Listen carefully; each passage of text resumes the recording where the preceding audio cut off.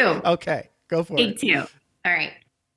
Hi, everyone. This is Michelle E. Dickinson from Resilience as a Lifestyle, and you are listening to Vroom Vroom Veer with Jeff Smith, reminding you that you are what you repeatedly think and you are what you repeatedly do. Well done. And I want to keep the one with my dad's name in it. I think you'd like It's normal. it. All right, let me hit stop. I'll be right back. Okay. Are you ready to thoughtfully steer away from your revved up, frenzied, and far too often scripted life? Then welcome to Vroom Vroom Veer with Jeff Smith, where he guides you down the road differently traveled by sharing unique experiences with guests who have managed to shift away from a life stuck on cruise control and veered their way into a more authentic and fulfilling one in all sorts of interesting and kind of remarkable ways. Get ready to Vroom Vroom Veer with your differently traveled road chauffeur, Jeff Smith.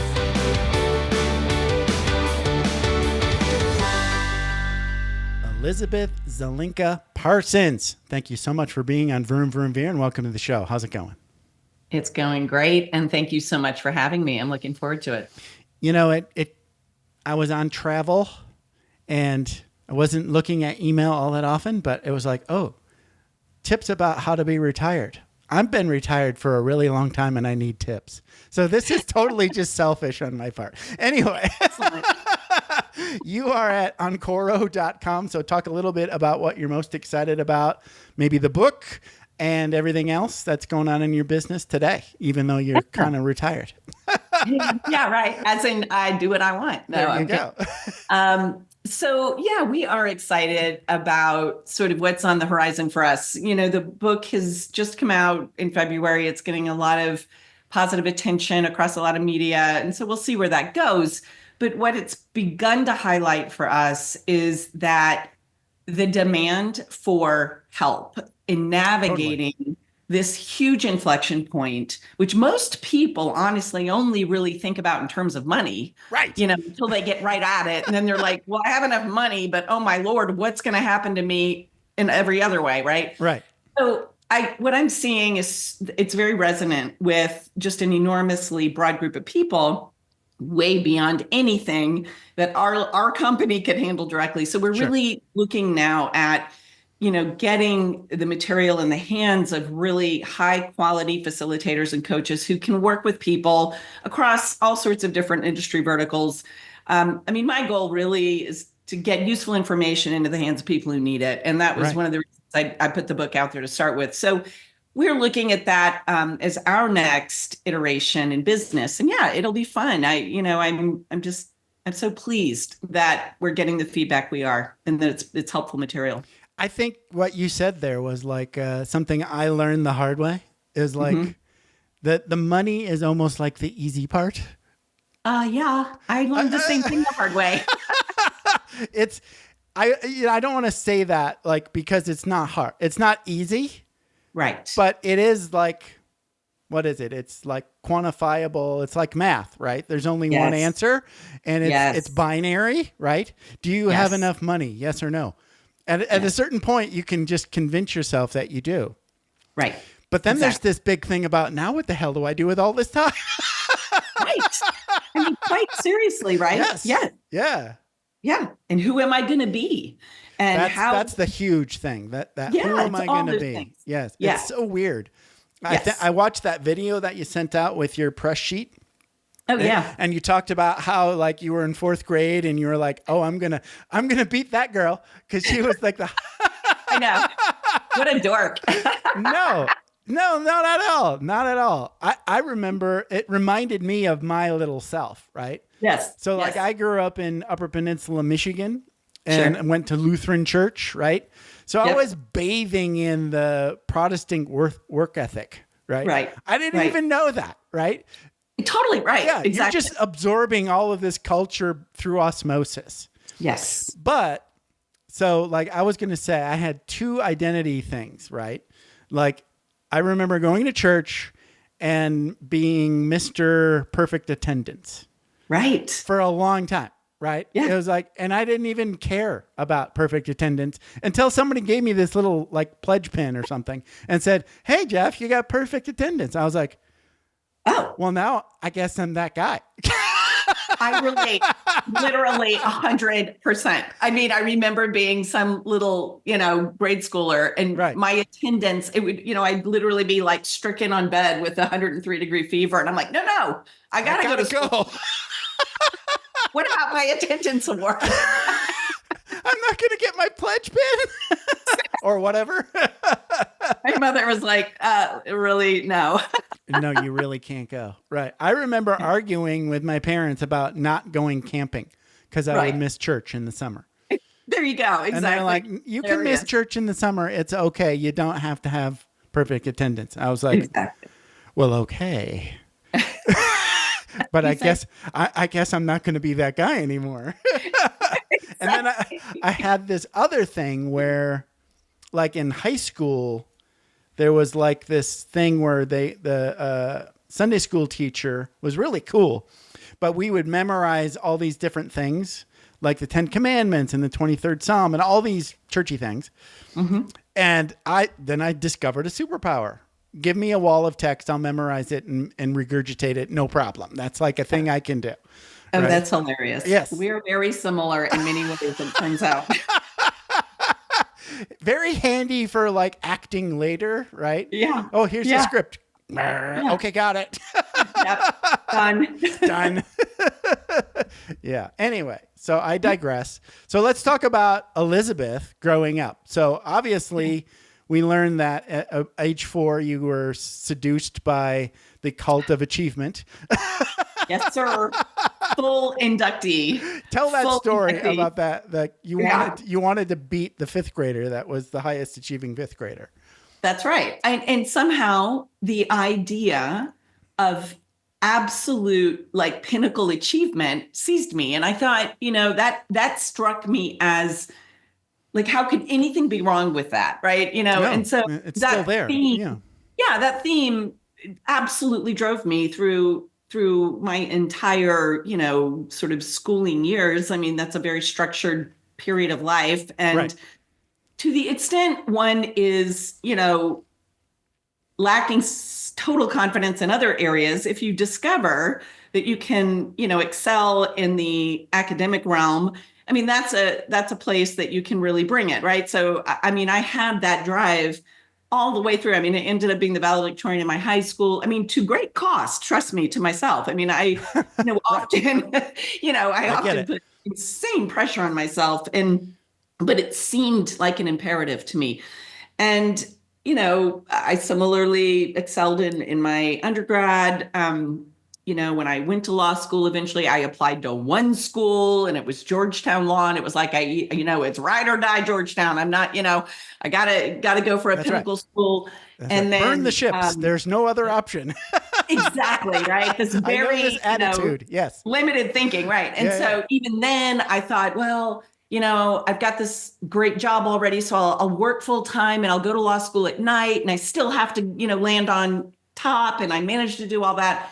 And I had become just incredibly good at hard work, honestly. I mean, I'm sure there's some, like to your point, I've got a pretty good memory and I'm pretty good at academic things, but frankly, it's just an insane amount of hard work and commitment. And so, I did end up, much to my own shock and surprise, landing a job at a very top law firm, a global law firm that it was very, very tough to get into. And particularly in the early 90s when the economy was not in a great place.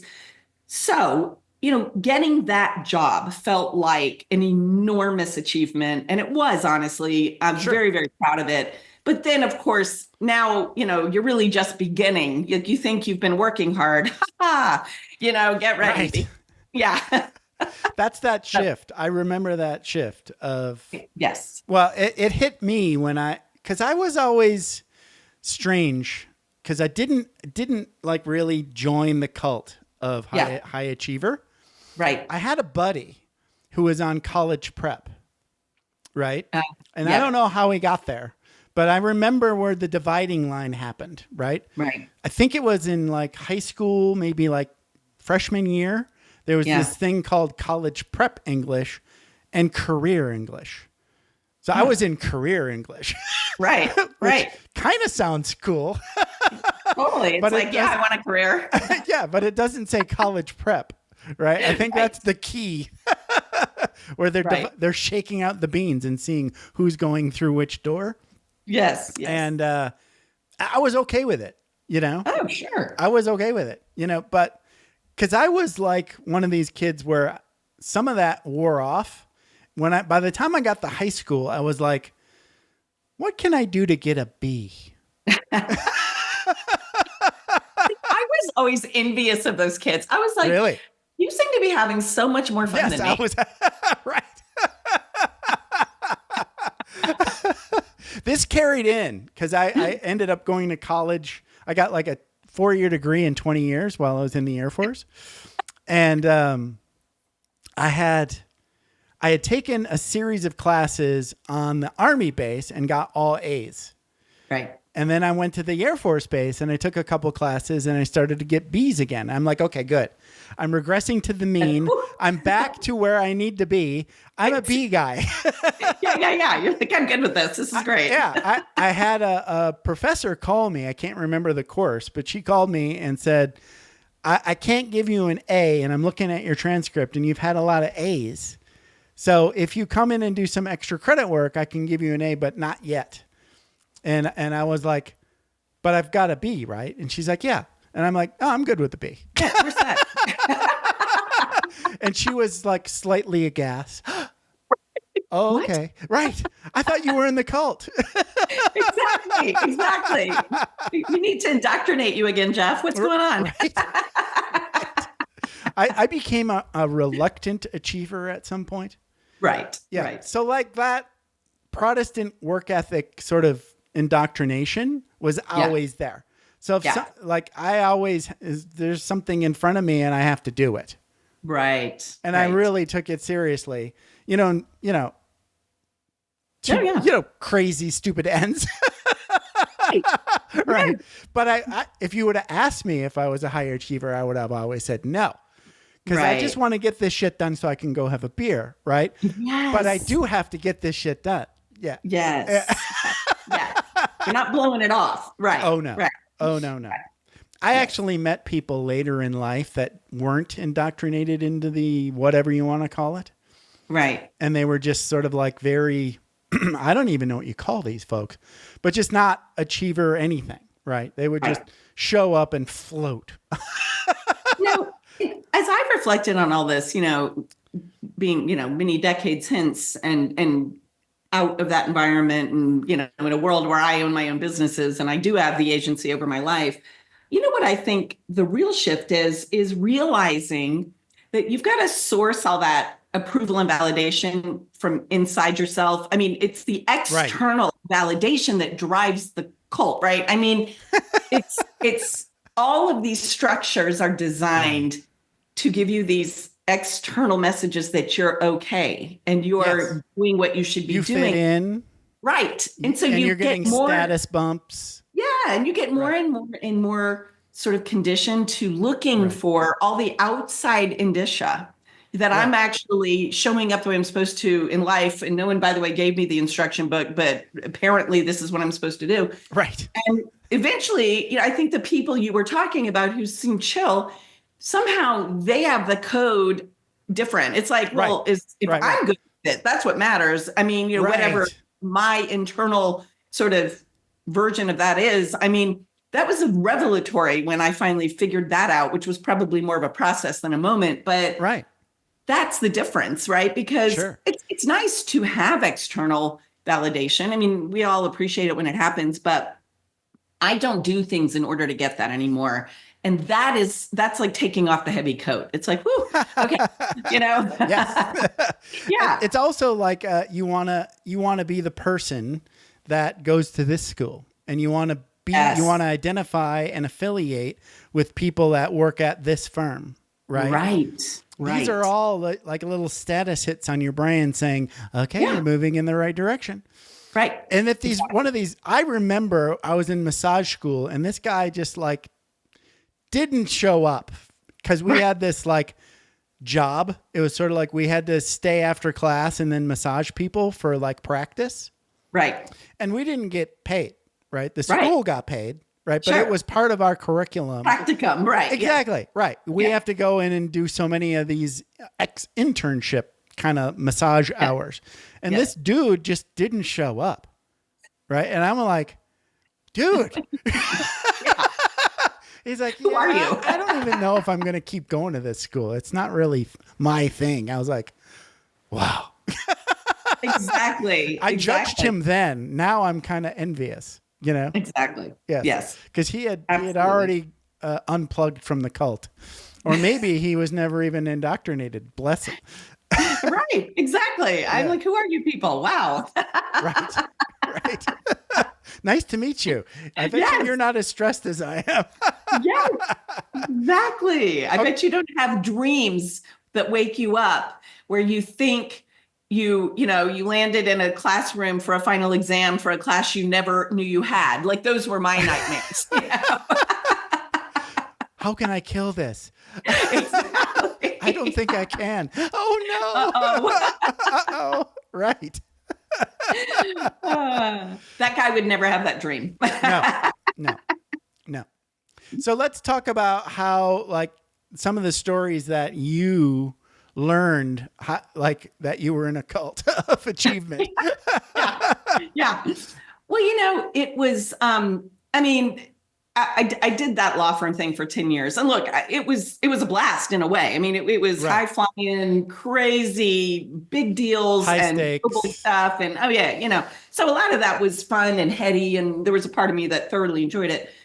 But, this is a very common story. Around my early 30s, I went and got married and started a family and suddenly found myself with 2 little kids and an 80-hour-a-week job. And they wanted me to move to London for 6 months and my family wasn't invited. And, I'm like, whoa. Okay. And, the truth is, I was still at that time under the illusion that I was some sort of superhuman, right? And so I'm like, I can ace motherhood. I can ace big law. I can be the only breadwinner in my family. I've got it. Don't worry. Please. Whatever it is, I'll kill it. That's it. I will just find a new gear and I will just work even harder. And, thank goodness I finally hit the wall on that plan. And, I sort of painfully made the decision to leave my career because it was obvious, like, if one of these is going to have to go because I can't get an A+ in both of them. And at that time, a B wasn't okay with me. So, it was still in the cult. Yes. So I was like, well, then the only clear solution is to pitch one of these things right out the window. And, I really did decide, obviously, that was going to be the career, despite how hard I'd worked for it. And it was also, hey, look, it was the way I supported my family. It was a lot of things. Yeah. So it was a very tough decision. But it also is a huge amount of again, like what we were saying, a big part of your identity. Like a huge part of my identity. Who will I be if I'm not a lawyer? Who will, right? Yes. Right. But funny, as I was making the decision over a few months to do this, and then I pulled the trigger and I still gave the firm a few months before I actually left. So it was a transitional period. Yeah. We, at that time, chose to move away from Washington, D.C., out to a different a city that was less expensive, less intense, for all the reasons that made sense at the time. Anyway, I was excited, right? Because I've got a streak of adventure in me, and I've got a streak of I always land on my feet. So I was like, oh, I got this. Like, I've got enough money saved. This is going to be amazing. We're moving to Tucson, Arizona. I'm going to have I'm going to front end my retirement. That's what I told everybody. I'm going to front end my retirement for a little while. I've got a little money. I can always make money later, but I can't make this time later. I need to be, the time is what I need now with my kids. So it just made all kinds of sense to me. And despite most people thought I was insane, I justified it by saying, I used this concept, honestly, of retirement to explain it even to myself. And it struck me that because I had enough money, all the rest of it would work out fine, right? No need to think about it. So, of course, sounds a lot like what I did. Yes. Right. Yeah, that's the veer part, right? Right. Yes. So I love the name of this podcast because like that literally describes my exact life. But anyway, Yeah. Your whole deal is all about like transitions, right? Yes. And yes. you spend a lot of time rooming.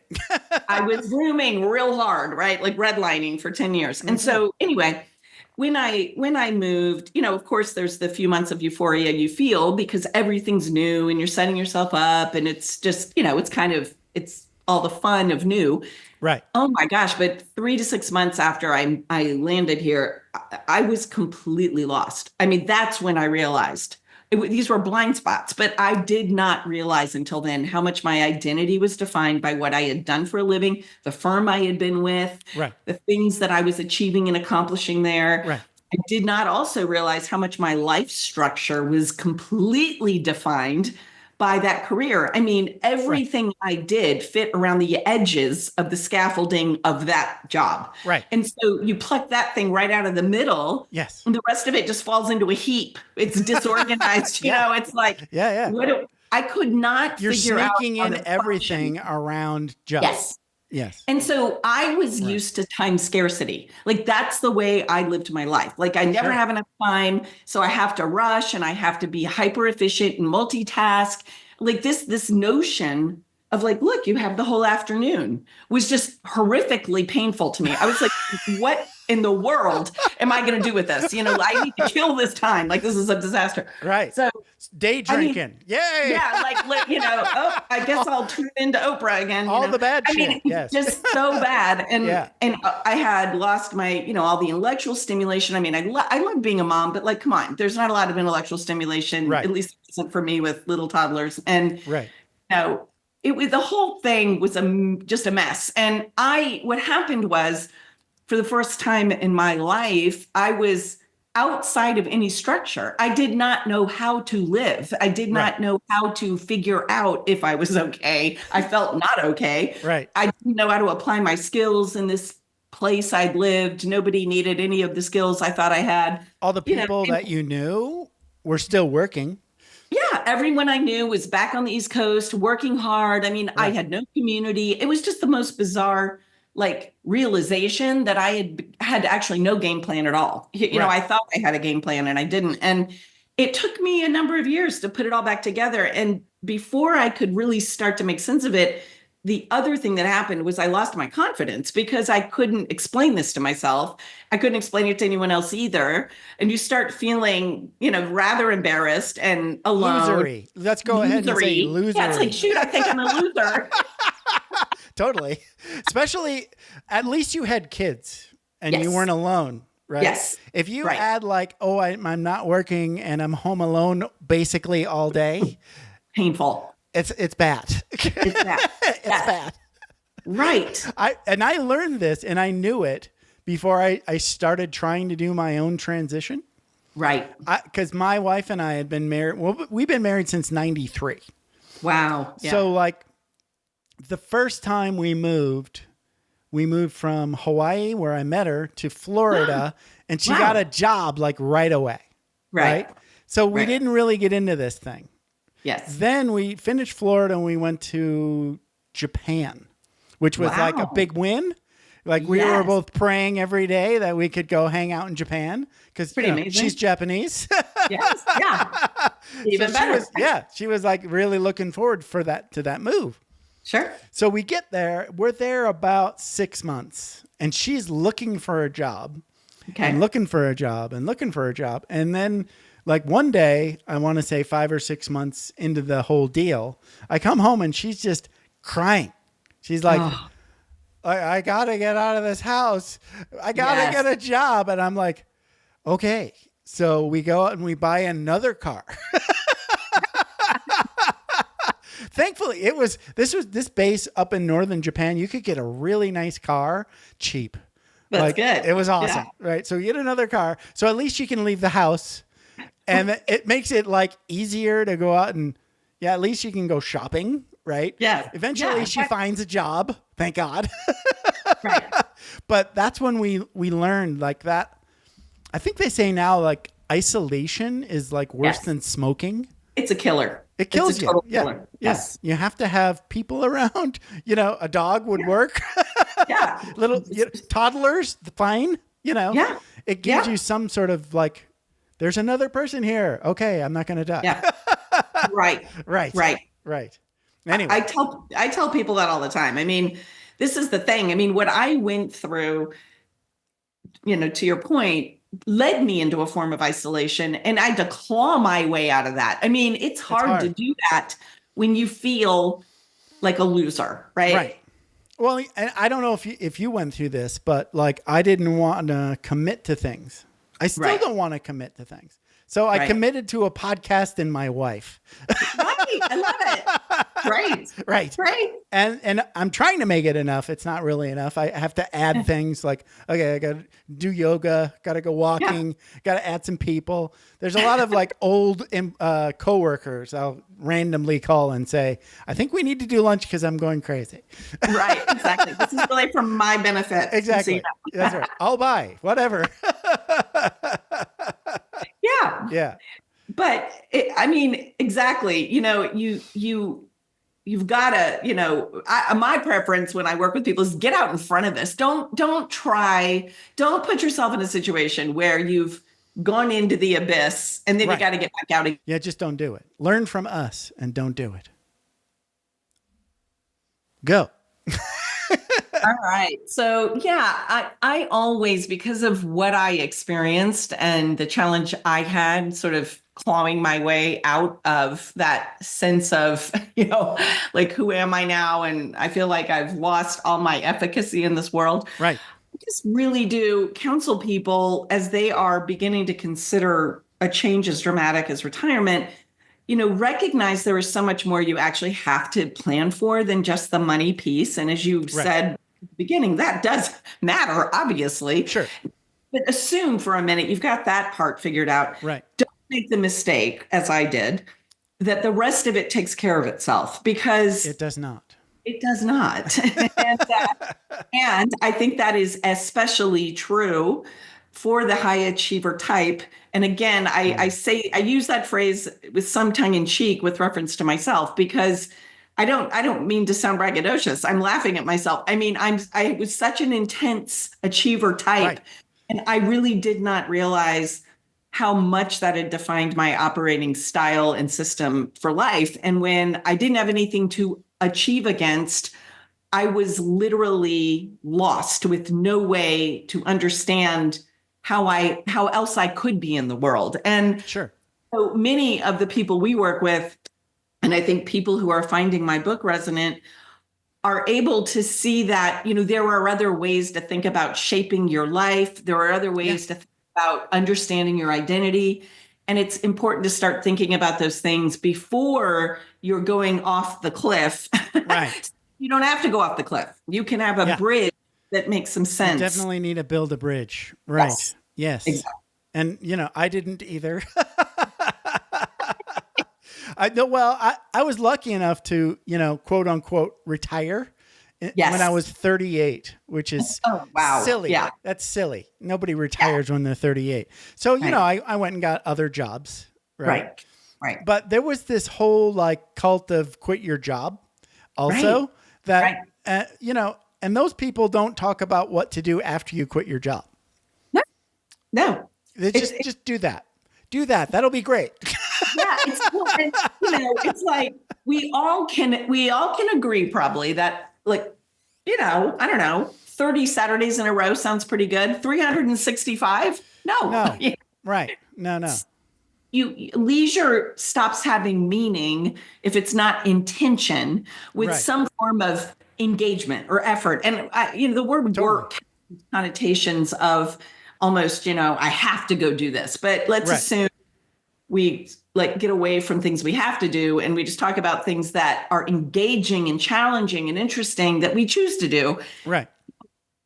If you have those things going on in life, by definition, there are going to be demands on your time and demands on your energy. And so then the idea of leisure has meaning again, because the whole point of leisure is to give you a breath from what is engagement. So I think that's what's interesting for intense career professionals to recognize, is that it's not it's not like just Mach 10 or 0, right? There's a way to create a mosaic of things in your life that provide engagement and purpose and meaning and interest and challenge without having it be, swamping all your free time, which is kind of what everyone's used to. Doesn't have to be like 80 hours a week. Yeah, exactly. Where, you can't ever set your email down and you can't ever walk away from the computer screen or, those habits get very ingrained, I think. And in a 24/7 world, even more so, than when I confronted the change. So, yeah. So what sorts of things did you do to start rebuilding the scaffolding that it's almost like you're rebuilding you in a weird way? That is exactly what I was doing, honestly. Yeah. And so, because I probably did, my approach was very academic because I was so comfortable. That was my comfort zone, and so I started reading. I was like, I've got to get into the understanding of what's going on here. This is crazy. So I was trying to figure out, what is wrong with me here. And when I was kind of, I'd get up very early in the morning when my kids were still sleeping, and write because it would help clarify my thoughts. And what I recognized was, I don't know who I am. I don't know who I'm supposed to be. I don't understand how my life's supposed to work. So let me start reading about topics that seem connected to those questions. Okay. Yeah. And then really, that's what it started with, was just a lot of reading and a lot of note taking and a lot of synthesizing. And then I started to realize, oh, my identity is not what I do. Okay, so what is it? Neat, huh? Yeah, and so there's a lot of funny answers to that question. But yes, yeah. It's one of my favorite topics. Yes. Yeah, I really started putting all these things together for myself and realizing that, I'm something different than what I do. Okay, that's useful. So let's dig in there. And my life doesn't have to be, like intense. I can think about it. I broke it down into pieces. I was like, well, if I were going to invest time and energy in my health and my relationships and, whatever my craft is, my work, and my sort of more inner life, and I'm going to have an organized approach to my financial life, and I'm going to think about structure for my days and my weeks. Like suddenly I had my hands in the clay again. And instead of waiting for things to come at me because I was such a good reactor, I became the creator. And I was like, well, I will make this up the way I want it to be. And that's when it got fun again. I mean, I didn't have the answer. Authoring your life now. Yeah. And that was the biggest switch, was when I felt like I was in the driver's seat again of, what do I want? And how would I go about answering that question? I got a question for you. Yeah. How many times while you were working 80 plus hours a week, did you say, if I didn't have this job, I would ... right? Yeah. Right? Exactly. But you forget. Like totally. I wish I could, if I didn't have this job, I would like get up really early and do yoga, or get up really early and take a walk. Or whatever, insert ... You're so right. Yeah. And then, that's a good then you list. find the time. Right. But you don't do it.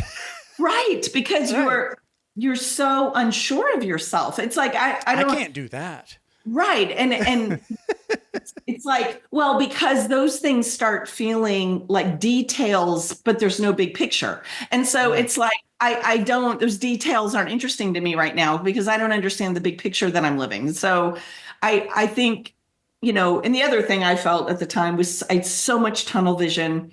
I knew how to live a very specific way. And I had a very specific understanding of my skill set, but I had no breadth in my thinking. I could not see how I had a lot of skills that were transferable to all kinds of other places. Okay. I just couldn't even see it because I'd been like, it's like sending a thoroughbred racehorse down the same track for 10 years and then sending it out to pasture. It's like, what is happening? Where's my track? Aren't I supposed to be running? Exactly. that analogy always felt real to me. It's like, I had blinders on and it was just head down and I was going like mad and I was not looking around me at all. It was like, and that's how every day felt, there was never a moment I stopped and asked, do I want this? Am I happy? Right. Do I like to run? Do I like the blinders on? Yeah. It's like, who knows? Right. So what sorts of things did you start doing to add the scaffolding back and like make it more healthy and more fun, but also, not just nothing. Yeah. Right. So, I really did I started thinking intentionally about what I wanted, but not the big question, the little bits. So I was like, all right, what do I want?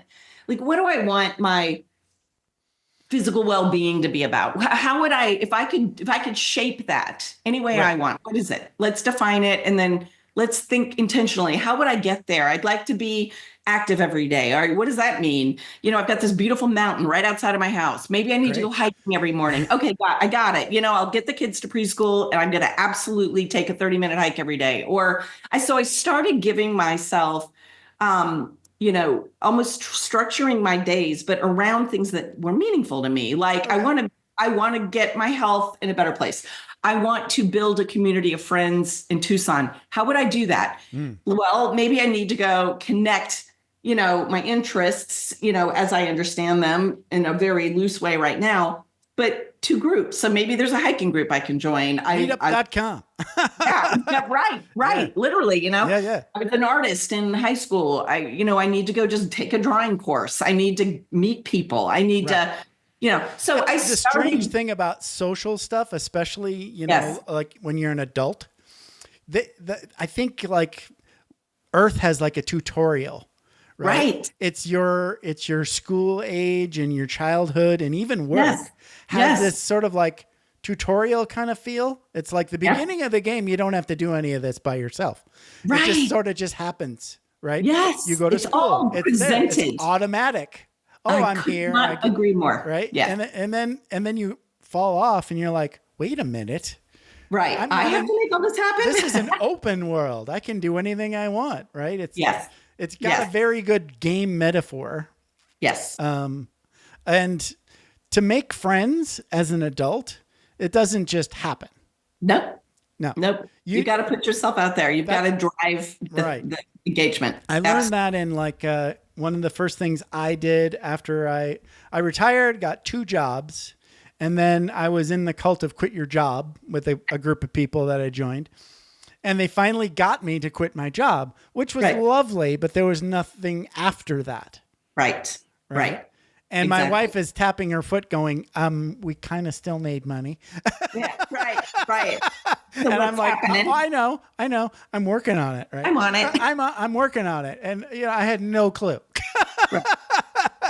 So it turned out that I could make money for doing very little by going to college. Right. So I had that GI Bill.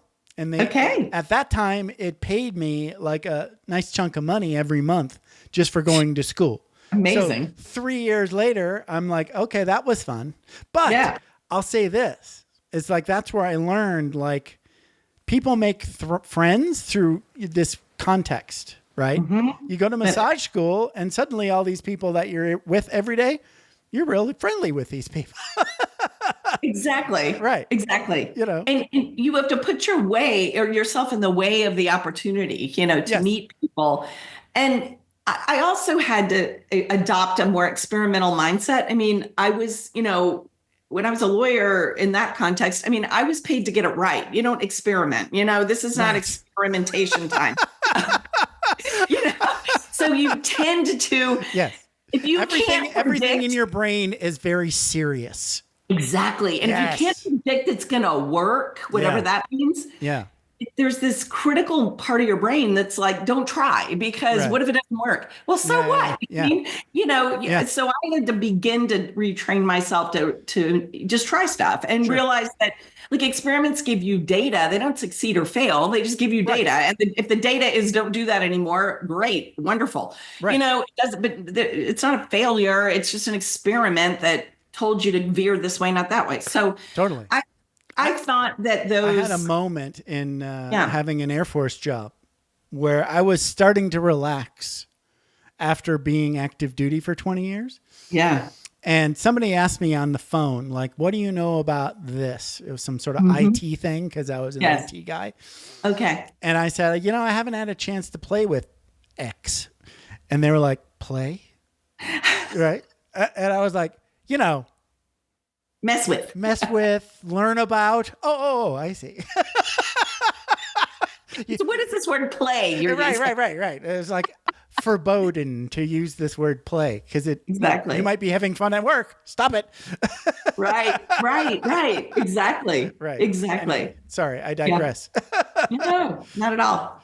Well, and I think people feel pressure, to your point, especially with retirement, because often people are the age they are, everyone sees them as at the top of whatever they've been doing. They're used to that sense of mastery. They're used to being the one with the answers. So when somebody says to you, you tell everyone, well, I'm retiring at the end of the year. And the next question is, well, what are you going to do? Yeah. Everyone wants an answer, right? I mean, it's very awkward for people to say, I have no clue what I'm going to do. Although many times that is the honest answer. And I tell people, you know what, don't say that because that makes it sound like you're lost. Right. Just say this, I'm going to take a sabbatical. You know what? I'm going to take a year. I'm going to take a sabbatical, which defines this period of time where I'm going to reflect on who I am when I'm not in this career. But it doesn't mean I'm out of the game. It doesn't mean I'm gone for good. I'm just hitting pause. Sure. And I think for people, that's even a more comfortable framework because we can all kind of get our head around taking a year and being reflective and experimenting and seeing what works and what doesn't, recognizing that it's implying it's a bit of a transitional place. And that's more and comfortable people than in your cult there. Yeah. That word has meaning. It does have meaning. Yes. And it means, you're so lucky. You get to take a year off and work on, you're going to work on something that you want to work. It's got all of these connotations. Right. Exactly. That make it okay. Exactly. Even if you don't have a clue. It's a way to explain, I don't know yet, and in a way that feels more defined. And so it really is, I relate so much to people who find themselves very unsettled by the idea of leaving their careers because I was one of them and I had to move through all that without a game plan. And I know how painful it really was. So I really just try to equip people to never fall into, the trough of this and know that there is a lot of power in planning. I mean, the plans will change. Trust me, it's all iterative, but feeling like you have a starting point is the difference maker, I think. And being aware that there are these blind spots. I mean, most of these very successful people imagine I've got this figured out. Like I always figure stuff out. Yeah. I thought you don't even think about it, really. Exactly. Until you wake up and you're on your, 16th Saturday and you're like, this is not working. This is not working. Why is no one emailing me? Maybe I will reply to this offer for Viagra. Then you start. Maybe they'll reply. You're like looking at job boards and it's like, God, no. Yes. Oh, and the other thing that you don't think about either is I vaguely thought maybe I'll volunteer, right? You go look at volunteer stuff and it all turns me off. Right. Because it's all very much like, well, that's just a job where they don't pay you. But exactly. It's a job. It's totally a job. They want you to commit to this many hours. Absolutely. And this much time and on these days. It's basically like a job that you don't get paid for. That's right. It's exactly. Unless you are, so passionate about the thing you're doing. Right. Honestly, it's a drain on your time and your freedom, And to your point, you're not even getting paid. And often the kinds of people I work with, once they commit to something, they feel responsible to kill it. Or just, they have a hard time extricating themselves because they're so used to saying yes to everybody. Right. So I tell everyone, do not say yes to things. In fact, your default answer should be no. People are going to try to rope you into all kinds of stuff. Your answer should be no, unless it's a hell yes. Like it should be that feeling of hell yes, you can't stop me. I'm going, Right. It's not that, just pass. I mean, there's going to be something else. And so, because I think the bigger danger is leaping into all these things, because you're afraid you won't have anything. Right. Yeah. You don't know who you are. I got to get out of the house. Yeah. Been there, done that. You're busier than ever, getting paid nothing. And, you're on 18 boards of stuff you don't know anything about. Yeah. It happens to people for sure. Yeah. So let's talk about this book. So did you think about like being an author, like somewhere along the line, and how did the book come about? Yeah. No, good question. It is funny. I helped a very esteemed older colleague in my law firm write a book. I just did a little bit of research for him, but I remember saying to him in my 20s, I want to write a book one day. And he looked at me and he said, well, what do you want to write about? And I said, I have no idea. So it's like, right. Okay. Right. But I've always loved writing. And so I really discarded that idea because I really didn't know what I would write about. Sure. And then, I don't know, 9-10 years into this work, it started to occur to me that I had enough fresh things to say and enough true learning about working with people that I probably did have a book in me. And then the other thing was I would tell people in social contexts, the work I do, and they'd instantly say, I have 10 people who need to talk to you, because, oh my gosh, they're all worried about retiring or they've retired and they hate it or whatever. So I thought I should really sit down and organize my thoughts and start writing this thing. And so, I did. I mean, it was hard. I can't tell you how challenging it was in the beginning because it's a long form project and I'd written a job. It's a job. Yeah, it is. And it's like I got halfway through it and I hit a wall and I literally thought I wasn't going to finish it. It was 4 months and I couldn't write a word. And then I realized I was really just recovering. I mean, I needed to recharge as a writer. And then one day I was off and writing again and I finished the book in about 4 months from there. So it was an interesting experience. It was a little bit of a lonely experience, but I enjoyed it. And I'm very sure I will write another book, having brought this one fully to completion. But the funny thing is, if you like writing, yes, like the book business can be really rewarding work, right? Absolutely. Right. Absolutely. And it's very much you're the boss.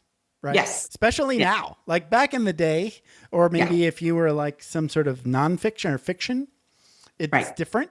But for nonfiction, you're in charge. Absolutely. You are totally in charge. You can write that book and not have a contract. You can write that book and not have an advance, and you own it. Absolutely. Right. That, especially with all of the hybrid publishing platforms now, exactly.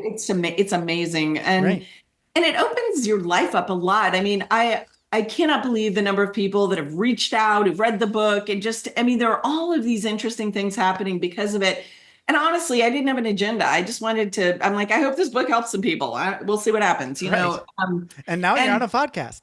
Here I am. Bucket list handled. I get it. But yeah, it's been a fun project. And you think writing the book is the hard part. I mean, good Lord, selling the book. Yes. Yeah. Well, getting it fully produced and edited and all of that. And then, you've got to get the thing. I mean, then you realize, it is entirely my job to get this book into the world. Right. And okay, that's a completely different project, but it's right. The writing is like the easy part almost. Yes. Again. I mean, honestly, if you realize that the writing part, I mean, that's just the prerequisite to having anything at all to introduce to the world. So I think people misunderstand, even with big publishers, most of the work is on you as the author. You've got to do it. You've got to market it. It's a lot of hard work. So you better love the material. You better love what you're doing and saying and care about it, because otherwise it will fizzle. It's not necessarily because the work isn't good work, but your life energy has to be behind it for time. Yeah. I just listened to 2 podcasts on Tim Ferriss. I love Tim Ferriss. I listen to all of his stuff. Yeah. One was Seth Godin again. Love it. Yeah. He was great. Brilliant. And then he and Tim were talking about him and his new book. And Yes. And then the next one was a fiction writer, Brandon Sanderson. And I'm not, not familiar with his work, but he became like a big fantasy guy. Yes. And I don't know if you listen to these, but like the thing that I was like really taken aback by was just how much authors are in publishing, and they think about publishing as a business. I'm like, every time I hear a new thing to do that sounds fun and creative, it's like, no. There's always the dark side. Always the dark side. Well, you still have to sell the book. You have to promote the book. Yeah. And a lot of what goes into that part of it is completely not different. Exactly. You got it. It's like the thing that makes you good at writing the book and in love with your own content and all that jazz is not necessarily, those aren't the skills that necessarily go behind the engine of marketing and selling a book. And so what I learned is that you really do need to bring in collaborators and bring in a team of people and be in a position to do that, because and an audience, you can start leveraging your audience now, Right. Yeah. Right. Yeah. As like beta testers, right? Yeah. This exactly. fiction writer, he's got like this pool of 100 people, and he'll send out his drafts to like Fantastic. Random 25 people. And then I love the direction was I don't want you to fix the book. I don't want you to change the book. I just want you to tell me what you feel. Like, when's it slow? When's it good? When's it suck? When are you confused? Give me that kind of feedback. When did I lose you? So when I can go tweak it. Yeah. And then maybe someone that I don't want this to happen to this person. I don't care. That's not the kind of feedback that I'm looking for. Yeah, I'm killing that guy. So. That guy's dead. Sorry. I love it. That's cool. I know I had heard somebody was telling me about that episode, which I haven't listened to yet, the Sanderson one, but I'm going to. It sounds great. It's really good. Yeah. And I don't even care, but I'm just sucked in. Yes. Do I want to write books? No. Yeah, but it's just but for whatever reason, it's really interesting. Yeah. Yes. Yeah. Absolutely. Anyway. So, all right. So let's talk about Encoro.com, where everybody can get in touch with Elizabeth Zelinka Parsons. I have to say it really slow. You got it. It's a mouthful. Yes. So talk a little bit about how people can best get in touch with you, Elizabeth. Absolutely, Jeff. Thanks. I would say probably the simplest way to find me and all of the connected websites where this work could be explored is really through my LinkedIn page. And if you search Elizabeth Zelinka Parsons, I'm the only one, you'll find me. But our Encoraco website is geared more toward individuals who want to work with us. Zelinka Parsons is geared more toward organizations. And then, of course, you can find links to my books and other media that includes articles and things that I've done. So anyway, there's a lot there. And I think that's probably the clearinghouse for all of it. So, yeah. That's great. I'm glad you figured out things to do while you're not working. Yes.